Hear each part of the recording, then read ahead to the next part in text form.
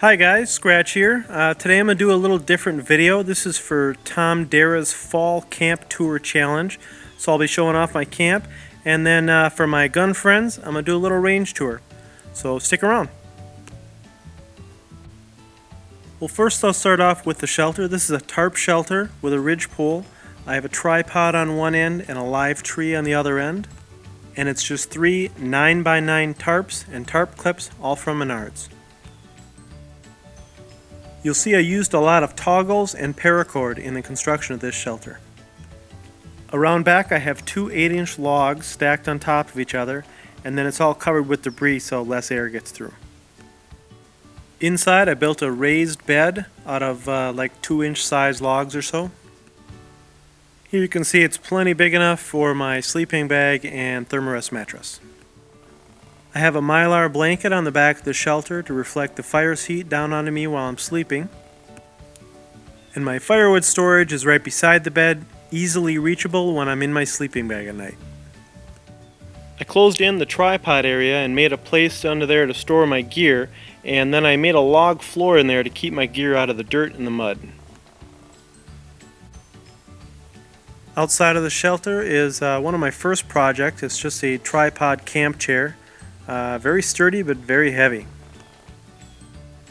Behind the seat I store some things like my cooking tongs, some improvised steak shovels, and this big fish hook, because you just never know. I found this funky branch once that matched the angle of the rear of my tripod, so I lashed it on. And now it's where I store my saw. I built a nice big fire reflector and use Canadian jam knots to hold it together. For my pot hook, I have about a 6-foot vertical pole with a piece of paracord running down, and that supports the horizontal pole of the pot hook. The 2 poles are connected with a square lash. Then it's tied to the fire reflector with a bearing block underneath so it can rotate. I specifically added the squeakiness for character.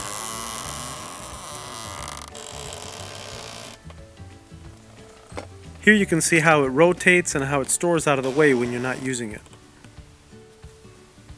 To fine-tune the height, you just slide the prusik knot on the main cord up and down, and there's a stopper knot on the end to keep it from sliding off.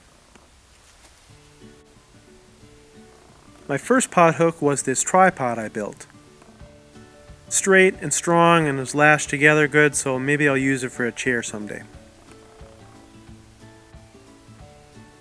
Off to the side is where I store my project wood.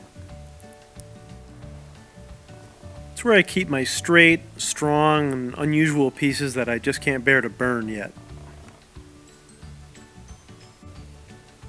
And finally, this is what I call my workbench.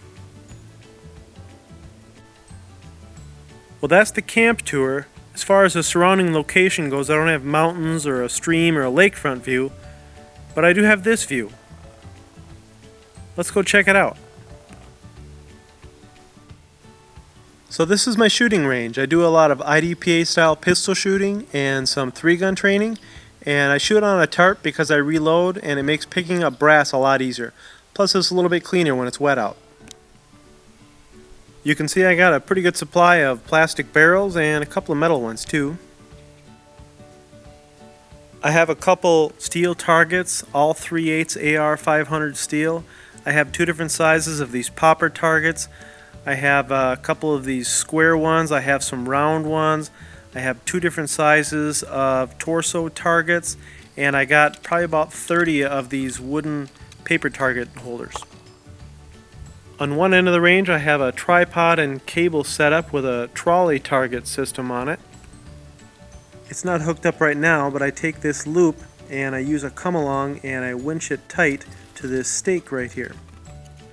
Then I have a target set up on the trolley that gets pulled towards you on the cable. I have 4 VTAC 9-hole barricades and a bunch of these lightweight movable walls for setting up different scenarios and situations. This is my storage shed where I keep everything I want to keep kind of dry. I have some buckets with lids for dry storage. I have a brass picker upper there. I keep some torso targets and some stake markers there. Chairs, some paper targets in the corner. Target stands with uprights right next to them. Those white poles are for an awning that I have that I removed right now. You can see up in the corner I got some T-bars that I use for these cardboard box guys on the side here. And then in the other corner you can see some clay targets and some clay target stands on the ground here too. This framed structure is a 30 by 50 dark room that we built, and I have a cable strung across the middle of it and a big tarp that covers the whole thing. And we do some low light training in here. Over in the rimfire area I have some mild steel walking targets and some self-healing tumble targets, a small set of flip-up targets, and this shooting gallery style target setup. I also have a sturdy bench setup at 100 yards for sighting in rifles. Now my camp is set up about 200 yards from my house, and I know that because I have a steel target set up at exactly 200 yards from my deck. Here's the back of that target, and here's the lane I cut going all the way up to the deck. Now if I take the 200-yard hike up the hill, you can see our house. Yes, we live in a dome home. And off the corner of our deck is where I do a little bit longer distance shooting. And you can see when I zoom in here, you can see a yellow square near the bottom of the screen. That's my 100-yard target. And then near the top is a yellow torso target. That's that 200-yard target you saw earlier. Near the very top you can see a white round one. That's the 250 yards. Starting to get a little hungry, so I'm going to make some bannock and put some spam in there. I don't know if that's called spannock or spamic, spam bannock, ban spamic. I don't know. It's going to be good though. I saw Survival Lily do this once. It's not quite working for me though. Let's try this. Huh, that worked pretty good.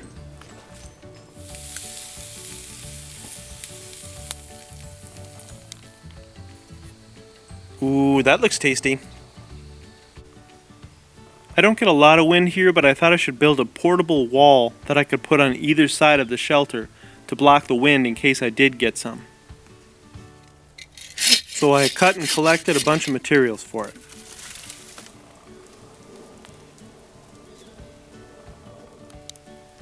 I got a great deal and a bunch of paracord, so I'll be using that to build this wall. I made a temporary little spool holder since I'll be using a lot of it for this project. This is how I lashed the one side.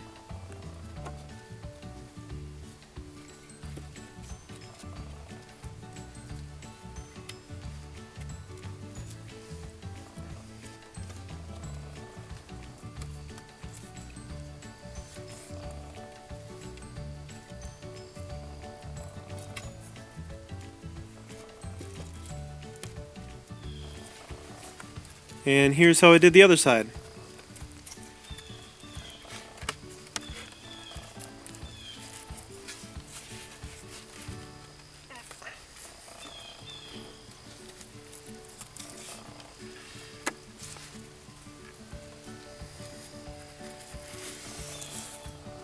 It's the same height and length as my fire reflector.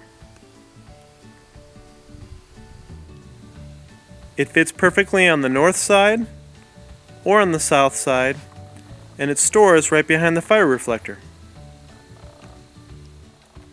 But the best part is it flips up, mounts to the fire reflector, and makes this huge table. I use these lines on the Nalgene bottle as a level. Looks good enough for me.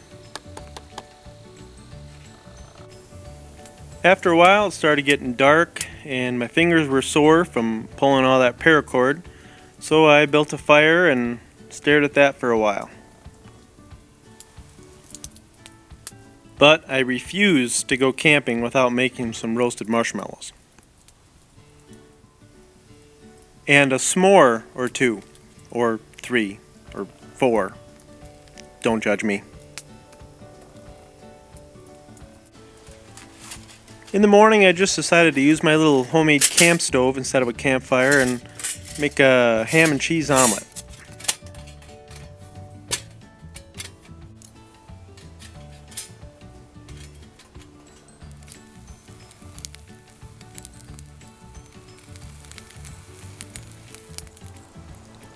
I also had a slice of banana bread with it because, hey, it's banana bread. Come on. Well, that's my camp and range tour. I want to say thanks to Tom Dara from bushcraftusa.com for setting up the challenge and giving me the excuse to get out. Thanks for watching. Please like and subscribe, and I'll see you next time.